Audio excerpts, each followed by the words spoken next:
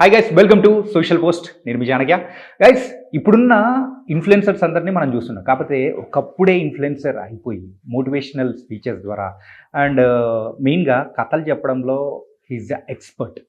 And Ram Laxman లాగా ఇద్దరు brothers, మరి వాళ్ళైతే ఇప్పటి వరకు ఎంతోమందిని మోటివేట్ చేస్తూ, ఇన్ఫ్యాక్ట్ అమ్మాయిల కంటే అబ్బాయిల సైడే ఎక్కువ తీసుకుంటూ మరి ముందుకెళ్తూ ఉన్న కృష్ణ చైతన్య గారు ఇప్పుడు మనతో పాటున్నారు.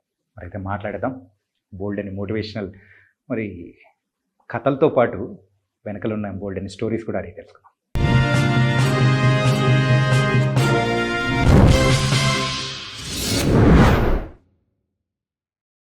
ఇప్పుడు present Vamshi Farms Gachibowli side అయిపోయింది. ప్రెసెంట్ ఇప్పుడు ఎల్బీ నగర్.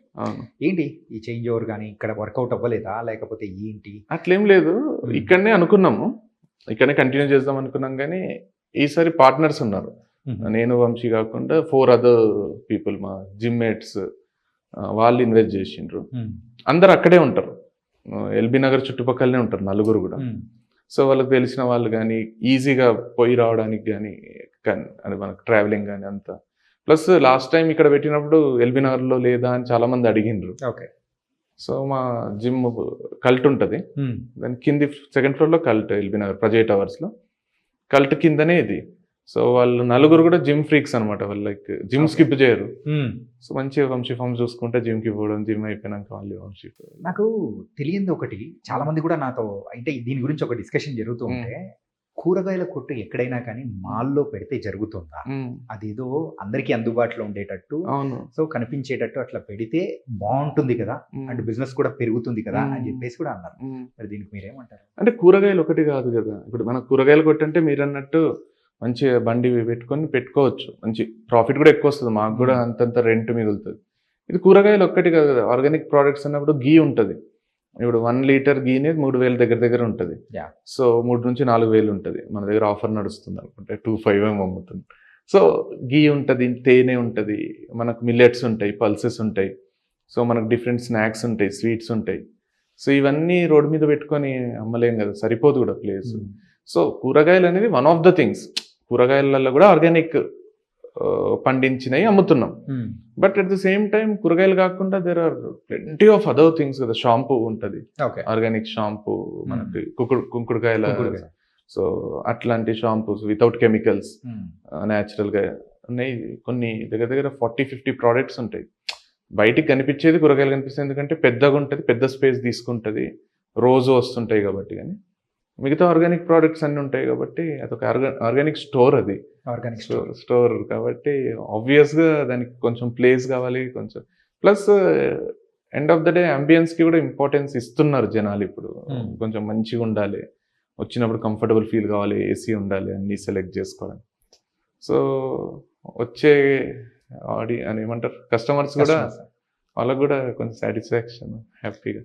కానీ బ్రో, ఇప్పుడు ఏదైనా ఒక బిజినెస్ స్టార్ట్ చేసినప్పుడు మన టార్గెట్ ఆఫ్ కస్టమర్స్ కానీ అన్ని ఒకసారి అబ్జర్వ్ చేసుకుంటే ఎక్కువగా middle class sector and upper middle class వీళ్ళని టార్గెట్ చేసుకొని పెట్టుకుంటూ ఉంటారు.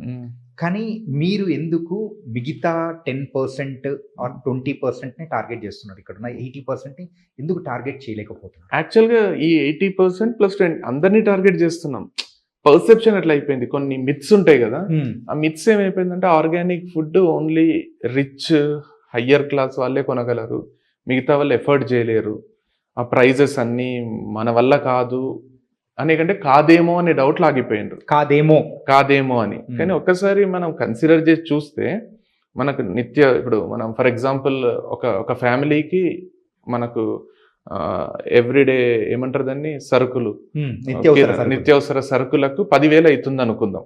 ఒక నార్మల్ మిడిల్ క్లాస్ ఫ్యామిలీకి 10,000 ఖర్చు ఉంది. ఒక మనిషి ఒక 30,000 నెలకు సంపాదించే ఒక మనిషి 10,000 కూరగాయలకు, బియ్యంకి, ఉప్పు, పప్పులకు అన్నిటికీ పెడుతున్నాడు అనుకుందాం, నూనె. ఇక్కడ 15,000 పెట్టాల్సి వస్తుంది. సో 10 పెట్టేది 15 పెట్టాల్సి వస్తుంది ఖచ్చితంగా. 15 to 16,000 పెట్టాల్సి వస్తుంది. ఆయన లెక్కేసుకున్నా అంతే వస్తుంది తేడా. సో నెలకు 15,000 పెట్టేది కోట్లు సంపాదించేటోళ్ళు, లక్షలు సంపాదించేటోళ్ళు మాత్రమే పెట్టగలరు అనడం మిత్. నేనేమంటున్నా అంటే నీ 30,000 శాలరీని 35 చేసుకో, మంచి ఫుడ్ తింటే నీకు మంచి బ్రెయిన్ పని చేస్తుంది, నీకు కొత్త ఆలోచనలు వస్తాయి, నువ్వు హెల్తీగా ఉంటావు, నీ హాస్పిటల్ ఖర్చులు తగ్గుతాయి, మీ పిల్లలకు నీకు వచ్చే జ్వరాలు తగ్గుతాయి, మీరు బెటర్గా ఉంటారు. సో మీరు హాస్పిటల్ కని పక్కన పెట్టుకుంటున్న 5,000 దీనికి పెట్టు. సో హెల్త్ ఉంటుంది, ఆనందానికి ఆనందంగా ఉంటారు, సుఖ సంతోషాలతో ఉంటారు. అంతే. 10 అయ్యేది 15 అవుతుంది. 10 అయ్యేది నీకు 1,00,000 కాదు, 10 అయ్యేది 30-40 వేలు కాదు, 10 అయ్యేది 15 అవుతుంది, 7 అయ్యేది 10 అవుతుంది. నువ్వు 20,000 ఖర్చు పెడుతుంటే నీ ఫ్యామిలీకి ఇది 30 అవుతుంది. అంతే, అంతకు మించి ఏం లేదు. Quality plus end of the day ఇంకొకటి ఏంటంటే మనకు ఆర్గానిక్లో బెనిఫిట్ ఏంటంటే ఇప్పుడు నార్మల్ కోడిగుడ్డు ఉంటుంది, అవును, ఆర్గానిక్ది ఉంటుంది. అవి 3-4 తినేది ఒకటి తినేది ఒకటే. సో దీంట్లో ఉండే మనకు ప్రోటీన్ కానీ, దీంట్లో ఉండే మనకు దీంట్లో వచ్చే శక్తి కానీ అదొకటే కాదు, గుడ్డు ఒకటే కాదు. ఆరెంజ్ తీసుకున్నా, యాపిల్ తీసుకున్నా, మనకు నార్మల్ యాపిల్కి ఆర్గానిక్ యాపిల్కి చాలా తేడా ఉంటుంది అనమాట. ఈవెన్ గీ కానీ అది కానీ. So end of the day మనకు ఖర్చు బ్యాలెన్సే అవుతుంది, ఎట్టి చూసుకున్నా అంతే అవుతుంది. కాకపోతే it's all about the lifestyle and realisation. ఏమంటారు, prevention is better than cure అన్నట్టు. నువ్వు ప్రివెన్షన్కి పెడితే క్యూర్కి పెట్టాల్సిన అవసరం లేదు. లేదు నేను క్యూర్కే పెట్టుకుంటా, వచ్చినప్పుడు చూసుకుందాంలే అనుకుంటా అంటే అది ఇంకా పెద్ద బొక్క తీసుకొస్తుంది ఆబ్వియస్గా. అంటే ఇప్పుడు కాకుండా with time health is wealth అని అన్నారు కదా, ఇప్పుడు ఆరోగ్యమే మహాభాగ్యం అన్నప్పుడు. కాకపోతే ఇక్కడ ఏమైపోయిందంటే ప్రాసెస్లో when Vamshi first started organic thing, people were very very eager to buy, curious, they have invested a lot of money into it. అది తర్వాత ఫేక్ అనడం కానీ, లేకపోతే చాలా మంది స్టార్ట్ చేయడము. ఇప్పుడు మనం నలుగురం మాట్లాడుకున్నా, ఏం పెడతారు ఆర్గానిక్, వాళ్ళు పక్కనే తెచ్చి అమ్ముతారు, పక్కన మార్కెట్లో తెచ్చి అమ్ముతారు, అది ఆర్గానిక్ ఉండదు ఏముండదు అనే డౌట్ క్రియేట్ చేయడము. దీనివల్ల ఏమైపోయిందంటే కొనేటోడు పిచ్చోడ్ లాగా చూడడం స్టార్ట్ చేసిండు. అనవసరం ఖర్చు పెడుతున్నావు నువ్వు, ఇది కొను, ఏమైంది మేము బతుకుతలేము. సిగరెట్ తాగేటోళ్ళు మాట్లాడతారు, నేను మా తాత రోజుకు పెట్టే కాల్చేటోడు ఇంకా 70 ఏళ్ళు స్ట్రాంగ్ ఉన్నాడు, అట్లనే మేము అదే ఫుడ్ తింటాం కానీ మేము స్ట్రాంగ్ ఉన్నాం, నీకు అవసరం ఆర్గానిక్ అని స్టార్ట్ అయిపోయి కొంచెం డైల్యూషన్ స్టార్ట్ అయింది. అవసరమా, ఇవే కొనుక్కుందాంలే అంత. ఇంకా కొన్ని సెట్ ఆఫ్ ఫ్యామిలీస్ ఉన్నాయిలేండి, ఎంతైనా పెడతాము, మాకు ఆర్గానిక్ దొరికితే చాలు, మాకు మంచి ఫుడ్ దొరికితే చాలు అనుకునే ఫ్యామిలీస్ చాలా ఉన్నాయి. కానీ ఇప్పుడు పీపుల్ కూడా దానికి తగ్గట్టే చేంజ్ వస్తున్నారు, హెల్త్ కాన్షియస్ అయిపోయినారు. సో ఇప్పుడు నేను అడిగే క్వశ్చన్ అనేది కూడా ఐ థింక్ మీకు సూట్ అవుతుందో మీరు చెప్పగలుగుతారో లేదో అని నాకు తెలియదు. బట్ ఆర్గానిక్గా అంటున్నారు కాబట్టి ఐఎమ్ ఆస్కింగ్ యూ. ఇప్పుడు బయట హైదరాబాద్లో ఉన్న రెస్టారెంట్స్ దాని మీద ఫుడ్ ఇన్స్పెక్టర్స్ కానీ మొత్తము రైట్ చేస్తూ ఉన్నారు. ఆ వీడియోస్ కానీ అంత ఫేక్ ప్రోడక్ట్స్ అవన్నీ అంటే మనకు పెడుతున్నారు అనేటప్పటికి హౌ డూ యూ ఫీల్? అంటే ఇప్పుడు ఆనెస్ట్గా చెప్పాలంటే, ఇప్పుడు మీరు ఏ రెస్టారెంట్ పోయినా, ఎక్కడ పోయినా కిచెన్ చూసి అది చూస్తే మనకు కొంచెం కడుపులో తిప్పుతుంది. అంత నీట్గా అంత చేసే కొన్ని 5 స్టార్ హోటల్స్ ఉన్నాయేమో కానీ రెగ్యులర్గా వాళ్ళు వండే ఫుడ్ వాళ్ళే తిన్నారంట అక్కడ పని చేసేవాళ్ళు, పక్క హోటల్కి పోయి తింటారు అనేది ఒక సామెతను ఏదో ఉంటుంది కదా. సో ఒక హోటల్ మెయింటైన్ చేయడము, దాన్ని నీట్గా మెయింటైన్ చేయడము, దాన్ని కరెక్ట్ ప్రైస్కి, కాంపిటేటివ్ ప్రైస్కి ఇవ్వడము అనేది ఇంపాసిబుల్. సో పక్కనోడు నీకు 200లకు బిర్యానీ ఇస్తుంటాడు, వీడు 180కి ఇస్తేనే సర్వైవ్ అవుతాడు. అట్లాంటప్పుడు వాడు చికెన్ కొనే దాంట్లోనే మంచి కోడిని ఏం కొన్నాడు, వాడు కొంచెం అటు ఇటు కోడిని కొంటాడు. ఇక్కడ క్లీనింగ్ డిపార్ట్మెంట్ ఒక 10,000 ఎక్కువ శాలరీ ఇచ్చి పెట్టుకోడు, సో రోజు క్లీన్ చేసే వాళ్ళని పెట్టుకోడు. సో ఈ కాంపిటీషన్కి నేను సర్వైవ్ కావాలంటే వాడు కిచెన్ని అట్లనే మెయింటైన్ చేస్తాడు, అట్లనే ఇస్తాడు. ఇక్కడ మారాల్సింది హోటళ్ళు, రెస్టారెంట్స్ ఇవి కాకుండా మనం మారి, మనం వండుకొని, మనం కొంచెం ఎక్స్ట్రా ఎఫర్ట్. ఇప్పుడు నాకు తెలిసి మన కాలంలో మన పేరెంట్సే రోజు పొద్దున బ్రేక్ఫాస్ట్ చేస్తుండ్రి, ఫుడ్ అమ్మ చేతి వంట అనేది పిచ్చోళ్ళం మనం. కానీ ఇప్పుడు పెళ్ళిళ్ళు చేసుకొని ఇప్పుడు పిల్లల్ని కన్నోళ్ళు నాకు తెలిసి అమ్మ చేతి వంట ఏం లేదు. ఎక్కడ బాగుంటుంది, వీకెండ్ వస్తే ఎక్కడ పోదాం, రోజుకి ఒక్క పూటన్న బయట తిందాం, ఇది ఎక్కువైపోయింది కదా. ఈ లైఫ్ స్టైల్ మార్చుకొని ఇంట్లో వండుకొని తింటే సేఫ్ ఉంటారేమో అనిపించింది నాకు. వీళ్ళు ఎన్ని రేడ్లు జరగని, ఎన్ని ఇన్స్పెక్షన్లు జరగని నాకు తెలిసి వాళ్ళు మారరు, తినేవాళ్ళు మారరు. చూడకుంటే చాలు అనిపిస్తుంది. కిచెన్ సైడ్ చూడాలంటే భయం అవుతుంది. కిచెన్ వాష్ బేసిన్ సైడ్ చూడాలన్నా, వాష్రూమ్స్ ఎట్లుంటాయి అసలు, ఒక్కటన్నా నీట్ ఉంటుందా? ఎన్నెన్ని టేస్ట్ ఉన్న దగ్గర నీట్ ఉండదు, ఇంకా నీట్ ఉన్న దగ్గర టేస్ట్ ఉండదు అన్నట్టు రివర్స్ ఉంటాయి కొన్ని. ఇట్లా మెయింటెనెన్స్ ఉంటుంది ఏముండదు, కానీ జనాలు ఇట్లా కుప్పలు కుప్పలు వచ్చి తింటుంటారు, ఎందుకంటే టేస్ట్ అట్లా ఉంటుంది అక్కడ. అది రేపు బయట తింటుంటారా మీరు? తింటుంటాము, అంటే ఎక్కువ కాదు కానీ అప్పుడప్పుడు ఇక తినాల్సి వస్తుంది ట్రావెలింగ్ లో అక్కడ.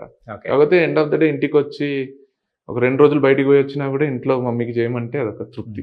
అండ్ కృష్ణ చైతన్య గారు అనేటప్పటికీ ఖచ్చితంగా ఒక మంచి స్టోరీస్ చెప్తూ ఉంటారు, అన్ని బాగుంటాయి, సూపర్. కానీ అందులో ఎక్కువగా అమ్మాయిలను విలన్స్ చేస్తూ అబ్బాయిలను మాత్రం హీరోస్ కైండ్ ఆఫ్ లో చూపిస్తూ చెప్పే కథలు మరి వేరే వాళ్ళకు కోపం తెప్పించలేదా? అంటే ఇప్పుడు ఒక అతను ఉంటాడు అని స్టార్ట్ చేస్తా అన్నారు కదా మీరు, ఒక ఆమె ఉంటది అని కూడా వాళ్ళు అనుకోవచ్చు, దాన్ని అట్లా ట్రాన్స్లేట్ చేసుకోవచ్చు. ఇప్పుడు మనకు డబ్బింగ్ చెప్పేటప్పుడు అంటే అక్కడ ఒక మనిషి కథ చెప్తున్నా నేను, అది అమ్మాయి అబ్బాయి అని చెప్తలేను. I feel comfortable. అంటే మోరల్లెస్ నేను స్టార్ట్ చేసినప్పుడు ఇద్దరివి చెప్తుంటే తర్వాత ఏమైపోయిందంటే, ఇప్పుడు నేను ఒకడు ఉంటాడు, వాడు మస్తు హైలైట్, వాడు రోజు క్రికెట్ ఆడుతుంటాడు, పోతుంటాడు, కాలేజ్ పోయి వస్తాడు, వానికి ఇట్లా ఫ్యామిలీ అంటే ఇష్టము, ఇట్లా చెప్తా నేను. ఒక ఆమె ఉంటుంది, దానికి మస్తు కాలేజ్ పోయి రావడం మస్తు ఇష్టం దానికి.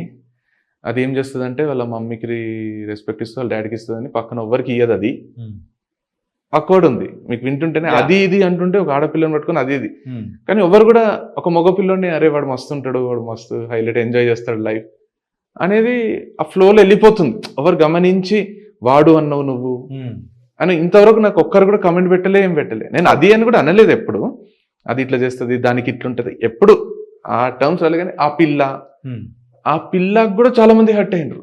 పిల్ల అయింది, అమ్మాయి అను, పిల్ల అంటావా.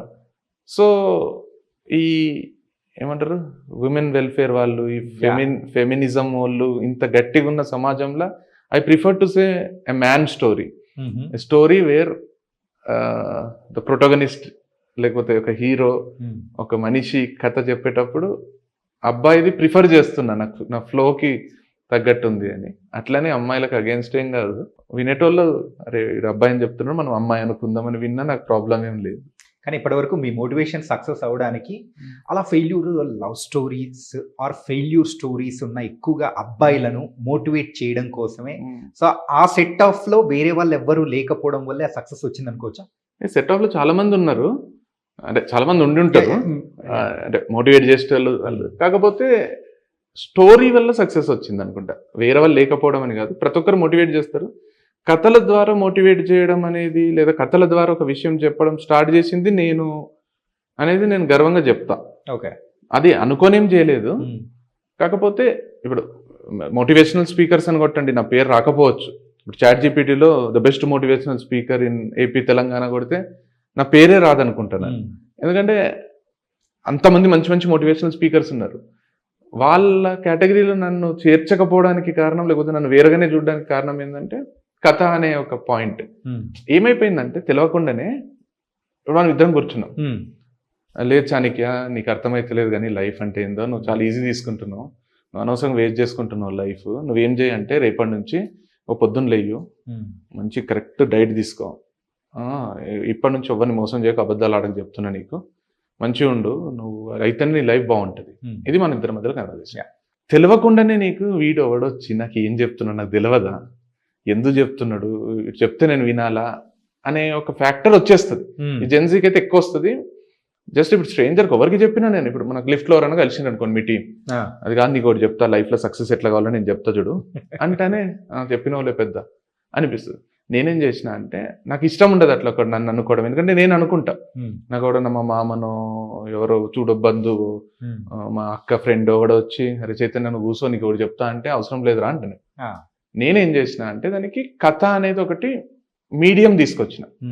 నేను మీకు కథ చెప్తా, కథలో ఏం జరిగిందో చెప్తా, కథలో వాడు అబద్ధాలు ఆడితే ఎంత వాడి లైఫ్ ఎఫెక్ట్ అయిందో చెప్తా, కథలో వాడు కన్సిస్టెంట్గా పనిచేయడం వల్ల మనకి ఎంత సక్సెస్ వచ్చిందో చెప్తా. సో ఇక్కడ నేను మీకు అబద్ధాలు ఆడకని చెప్తలేను, కథ చెప్తుంది. సో మీకు నాకు ఈగో ఫ్యాక్టర్ కట్ అయిపోయింది అలా. ఓకే, కథ నిన్ను ఇట్లా బతకమంటుంది, కథలో వాడు అట్లా బతికితే వాడు సక్సెస్ అయ్యిండు. సో నాకేదో తెలుసు వీడేంది నాకు చెప్పేది అనే ఫ్యాక్టర్ కట్ చేయడం వల్ల ఆడియన్స్కి ఏమనిపించిందంటే అరే ఎంత మంచి కథ చెప్పిండు, కథ ఎంత బాగుంది, ఆ కథలో నిజంగానే రేవాడు ఎట్లా సక్సెస్ అయ్యిండు చూడు. చైతన్య వచ్చి విజయానికి 7 మెట్లు, విజయానికి 7 సూత్రాలు ఏం చెప్పలేదు, కథ చెప్పిండు అనే దగ్గర నా మీద కోపం తగ్గింది జనాలు. నా మీద కోపము, అబ్బో వాడేమైనా గ్రేటా అనేది తగ్గింది. నేను జస్ట్ కథ చెప్తున్నా, మిగతా నీ ఇష్టం అన్నట్టు అయితే. అట్లా కథ అనేది చాలా చిన్నప్పటి నుంచి కూడా ఒకసారి గాంధీ లైఫ్ స్టోరీ చదువు అని అంటుండ్రి మా టీచర్స్ గా. చదివితే ఎన్నో తెలుస్తాయని. చిన్నప్పుడు అంతెందుకు, నాన్న పులి కథ మీరు కూడా వినే ఉంటారు కదా, నాన్న పులి అని అబద్ధాలు చెప్తాడు, తర్వాత నిజమైన పులి వస్తుంది. సో ఆ కథ ఎందుకు చెప్తారంటే చిన్నపిల్లలకు, అబద్ధం ఆడితే నిన్ను నమ్మరు రా జనాలు, నిజం చెప్పినా నమ్మరు తర్వాత. సో అబద్ధం వల్ల పిల్లోడు చచ్చిపోయింది చూడు. నాన్న పులి అన్నాడు, పులి లేదు, నాన్న పులి అన్నాడు, పులి లేదు. నిజంగా పులి వచ్చినప్పుడు నాన్న పులి అన్నాడు, సో నాన్న రాలేదు, పులి ఆ పిల్లోని చంపేసింది. అంటే పిల్లలకు అవునా అబద్ధం ఆడితే చచ్చిపోతామా, అబద్ధం ఆడితే నాన్న రాడా, నిజాలే చెప్పాలా అనేది అక్కడ సీడ్ పడుతుంది అనమాట. సో అట్లా కథలు అంత పవర్ఫుల్ అనిపించినాయి నాకు కూడా. కథలే గుర్తున్నాయి తప్ప ఏదో వచ్చి ఏదో చెప్తే నువ్వేంద్ర నాకు చెప్పేదాన్ని. అది ఒక అంటే ప్రెసెంట్ ఇప్పుడున్న జనరేషన్ కి అయితే బాగుంటది.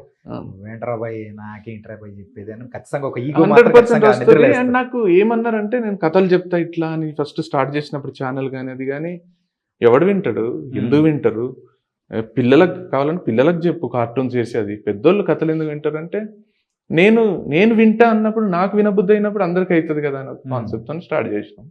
సక్సెస్ అయింది.